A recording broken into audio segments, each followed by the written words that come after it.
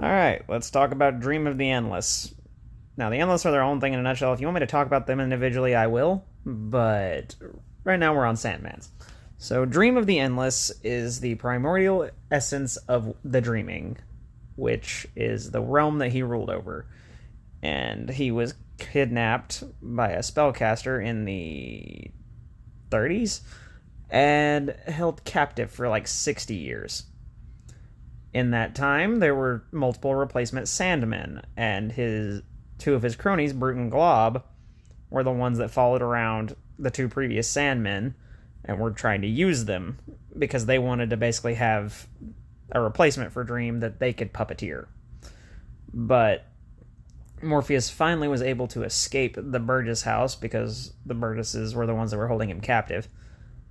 And Dream's an ass, to put it mildly, but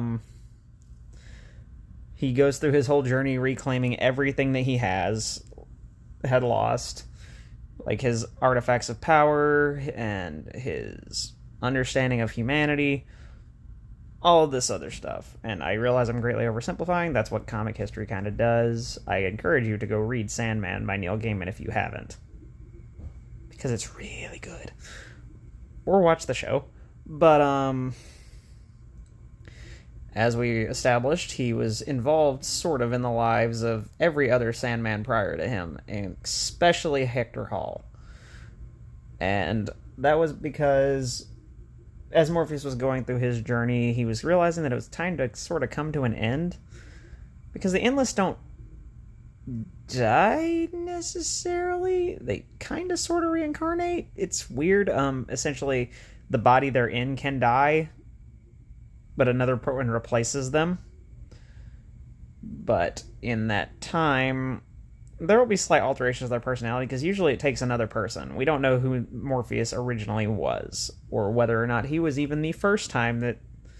And we're pretty sure he wasn't the first time. I can't remember. I think it is said that it's not the first time he's had to go through the process. But eventually he goes into the body of Daniel and Lita Hall, or Hector and Lita Hall's son, Daniel, who is his own can of worms. But essentially, Dream goes through his weird self-actualization thing and dies. And I realize that didn't explain a whole lot, and it's because the Sandman is really complicated. I'm just giving you bare bones here. So, go watch Sandman or go read Sandman. I would prefer either, because it's really good and you will thank me later. On to Daniel.